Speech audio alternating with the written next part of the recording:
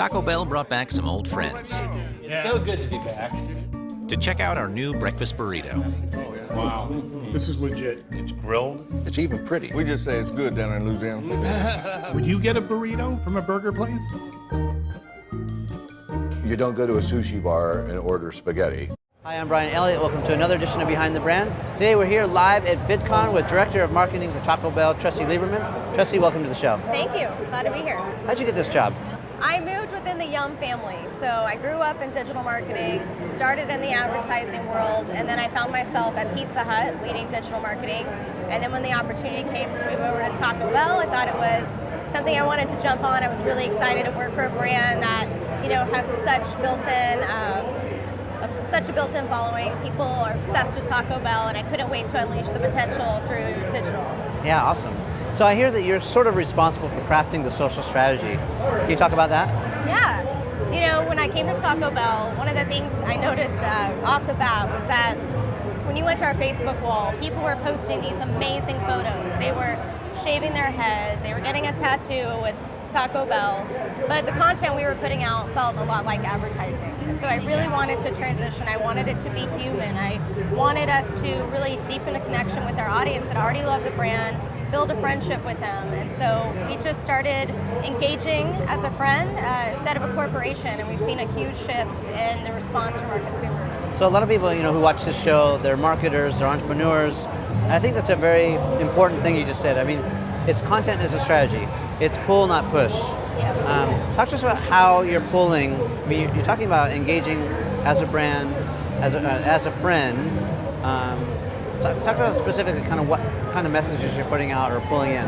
Yeah, I think even though we are a large corporation at Taco Bell, it is about connecting on this one-on-one level. Yeah. And that's why I'm obsessed with social media. You actually have the opportunity to have a conversation with your audience, to be authentic and genuine. And so when we think about what we're creating, we're really trying to give our fans and our friends, the people who love us most, information that they want to share with their friends. Yeah. When they share it, it has word of mouth referral, trust from their friends, and we started one person at a time building a big community, whether it's through our sassy tweets on Twitter or actually being in a one-on-one connection with a Snapchat. We just found that when we're true to one person, it starts to break through. So let's unpack that a little bit. So talk to us about some of the social platforms, because they're all different. They have a different audience, different etiquette. Let's talk about Snapchat. How are you using Snapchat? Yeah, so I think with each channel, we're on 8 different platforms now. Yeah. And the key, as you mentioned, you have to be endemic to that platform. If you are taking a photo that you put on Facebook and now publishing that across 5 different sites, then you're in trouble. People don't want to see the same thing.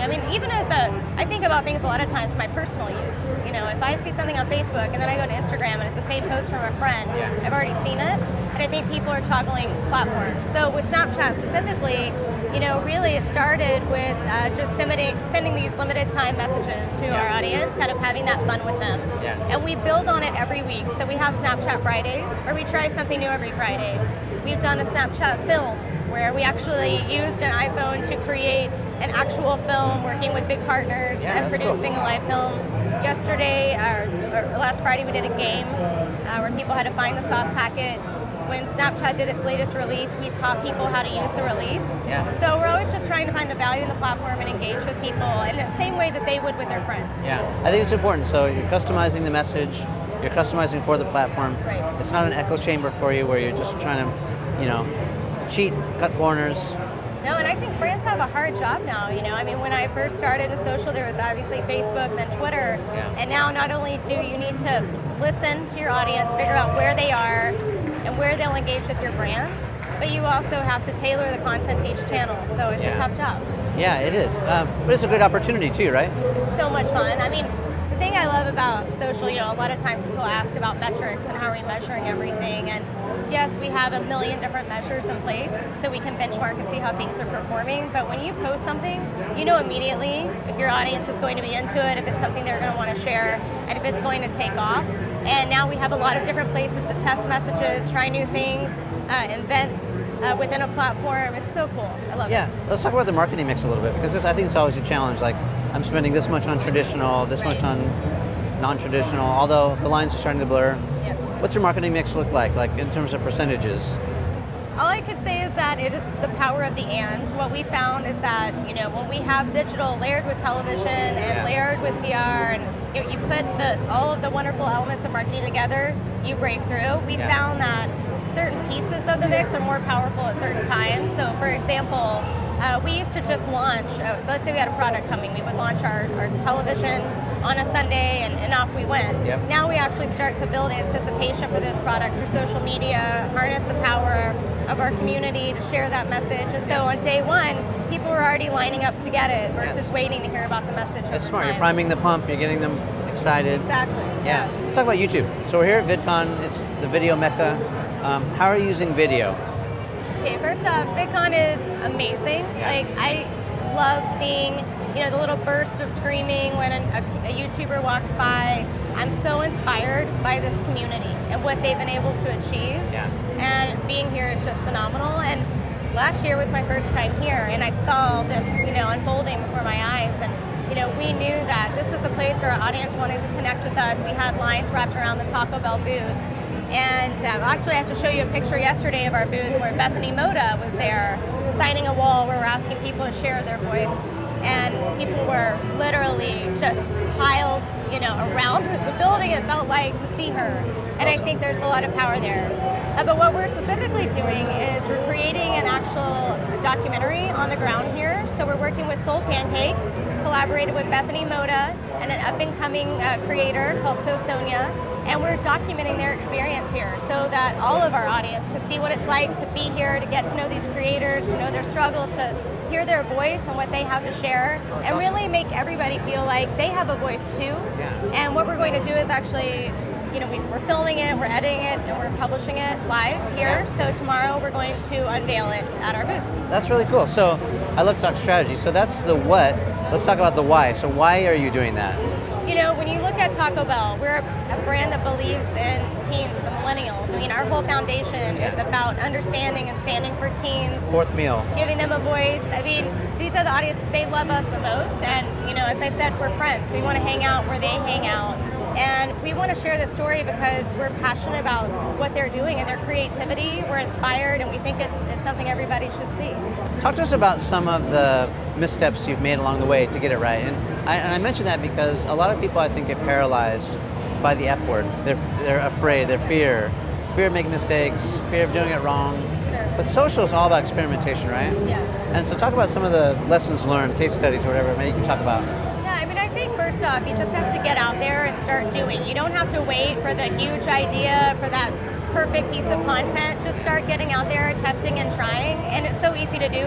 Literally, if you have an iPhone, a smartphone, and a really talented person, you can start to create good content. Yeah. And so I think it's just getting out there, testing, learning, and seeing the response. Yeah. The key thing for me is, you can always look back and see how you could have done things a little bit differently. Yeah. And I do that, but not to dwell on the past, but to take it forward, right? And to always be learning and trying to build on top of what we've done. We want to do things that have never been done before. So I think that I would also say if you have a team, really empowering people, listening to the team. I learned so much by the amazing creators that we have on our team that understand the audience and the space. And, I'm constantly asking questions versus just doing and trying to learn as much as I can. Sure. Also, I would say last is just the unquenchable curiosity that you have to be passionate, being passionate about digital, trying to learn, because it changes every minute. So you got to stay on top of it. So have there been any missteps? I would say there's been nothing that's like huge all over the press, misstep, but every day we learn something. So may not be as visible, but we are really looking hard at the work we're doing and trying to evolve it and move forward. I think listening is a really good keyword to maybe focus on, underscore a little bit, because a lot of brands seem to be pushing out messages, sort of ruining social by treating it like traditional. Right. You guys really seem to be a brand that has your ear to the ground and you're listening, especially when I notice like you're having banter between brands when you're talking back and forth. I think that's brilliant. Yeah. Like, how many people on the staff, what listening tools are you using, or are you just like, how are you doing that? So we actually use NetBase to do all of our listening. Yep.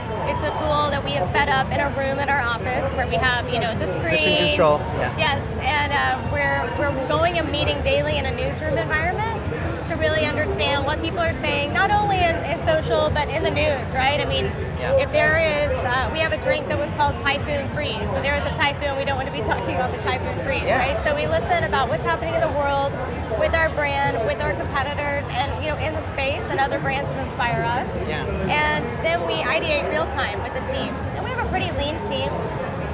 Small team of creators, but what we've tried to do is get our whole organization having a digital mindset, and ideas truly do come from everywhere. When we have our daily stand-up in the newsroom, we have people from digital, but also public affairs, operations, customer service, legal, so we can make moves on the fly. So it really is a collaborative effort. That's awesome. So speaking of collaboration, if a YouTuber or an influencer or someone with a community wants to work with Taco Bell, how do they? I mean, they can find you obviously, but how do you find them? Like, what's the process and what's the criteria? Honestly, it is purely listening. We really want to work with people who love Taco Bell. We're not going to someone and saying like, hey, do you like Taco Bell? Because we know that when we partner with people authentically, it breaks through. So Tyler Oakley, for example, he tweeted that he was not coming to Taco Bell until we introduced Cool Ranch Doritos Locos Tacos. We saw that, and we built a relationship with him authentically through tweets. We had him out to our headquarters. We've had a lot of the creators here come visit us when they tweet about us. They come out and get a trial of our food in the test kitchen. And then we also follow a select few creators that talk about us the most. So they're out there, advocating our brand on a daily basis. So we try and just partner with them. But, we want to work with people who love our brand, who live Moss, who are out, making the most out of life. And it seems that there are a lot of amazing people out there that we can partner with. What's the company culture like? It seems very innovative. It seems very progressive. You guys have had a C-suite change, right, recently? What's the company culture like? It's awesome, I would say. That's why I wanted to come to Taco Bell. It is a brand of first. They want to do things that have never been done before. And how are you doing with the breakfast that's contagious. So the Ronald Mcdonald work? Yeah. Well, I thought that was a brilliant campaign. I did too. Yeah. I loved it. It's a great way to get people talking about Taco Bell breakfast. And that's very positive too. Yeah. And it's like an authentic story, right? These well, people funny. are named Ronald McDonald. They're not paid actors. They're coming out for that. Being a part of a shoot out in LA. And that was, a cross-functional effort really spearheaded by our brand experience team as well as our agency Deutsch. And, it's a massive undertaking when you launch something like that. There's a big piece that everybody sees, and there are a lot of little elements that go into it, like how do you post a video, tag it correctly, get the right description. And so it really does take a village to do those projects. But so you're not getting pushback from senior management, like what's the ROI of that? Or that's why I feel so fortunate, because it really is the leadership setting the tone. They're really pushing innovation, and they're empowering the team to do the work. They recognize that they don't need to be writing tweets, but that we have to be where our customers are. And so we've built trust with them, also done a lot of education to let them know, where the world is headed and, what VidCon's all about. That's something that they wouldn't know. We send a millennial word of the week, just try and understand the language of our audience. We're just constantly trying to educate them, and then they enable us to do good work. So what are you most proud of the last couple of years? I would say I could name a particular project, but what I'm most proud of is that we have been able to set a vision and a strategy for how we can engage with our audience and actually bring that to life consistently. It wasn't like a one-off that we did. I feel like for me personally, building the team that's done this work, that I absolutely adore working with them, and they inspire me. And I think their ability to go across every channel as the world has expanded, create great content. Yes, we've had cool big things like the rockumentary that we did last year with Passion Pit, or the documentary we're doing at VidCon, and we've had a lot of small things like Taco Bell rings to influencers, or the first big brand on Snapchat, or sending the Speedo to a kid that wanted to think outside the bun Speedo. There's a lot of little things, but I think overall what we've done is listen to our audience and engage them, and it showed in the response we've received from them, and that's what's most important. We've been spending a few minutes with Director of Marketing, Taco Bell, Tressie Lieberman. Tressie, thanks so much for being on the show. Thank you very much. It was fun. Behind the Brand features the people who are making things happen. Get the insight to grow your biz from experts who've done it. Get behind the brand. You lean in. I lean in. Bang. All right, that's the answer. And I cover your body. And I call for help. And they were like, "Where's Keckner?" I'm like, "I don't know. I didn't see him."